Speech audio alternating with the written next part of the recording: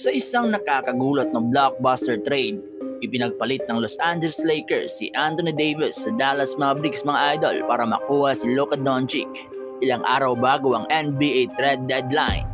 Ang kasunduan ay kinumpirma ng Mavericks noong linggo ng umaga matapos itong lumabas sa media.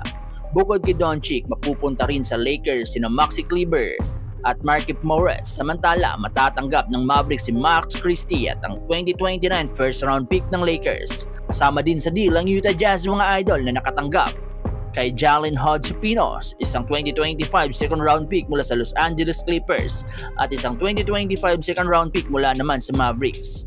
Isa ito sa pinakamalaking trade sa kasaysayan ng NBA na magbabago sa direksyon ng parehong kupunan.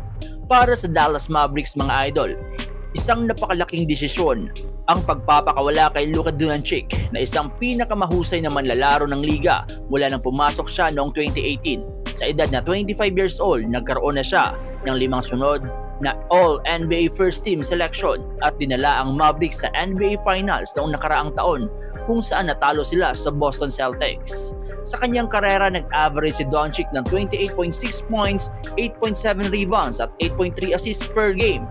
Kaya't bihirang-bihira ang ganitong ori ng trade, maliban na lang kung ang isang player mismo ang humihiling nito. Ayon kay Mark Stein, hindi naman hiningi ni Doncic ang trade na ito, ngunit ayon kay Bill Ritter ng CBS Sports, may balak na raw si Doncic na umalis bago matapos ang kanyang kontrata sa 2026. Naging bahagi rin ng desisyon ng Mavericks ang kondisyon ni Doncic. Bukod sa kanyang mahinang depensa, madalas din siyang may issue sa kanyang kondisyon at pisikal na kahandaan. Ayon sa GM Neko Harrison, gusto nilang mauna sa posibleng problema kapag eligible na si Doncic para sa Supermax contract extension. Sa halip naman mga idol, nakuha ng Dallas ang isang elite defensive player sa katauhan ni Anthony Davis na makakasama si Kyrie Irving. Ngunit kung ang problema kay Doncic ay kondisyon at injuries, tila hindi ito magiging solusyon dahil si Davis mismo ay madalas ding magkaroon ng injury bagamat nakapaglaro siya ng 76 games noong 2023 to 2024 season. Para naman sa Lakers, malaking panalo ito dahil nakuha nila isang batang superstar na maaring maging mukha ng kanilang pangkisa sa susunod na dekada.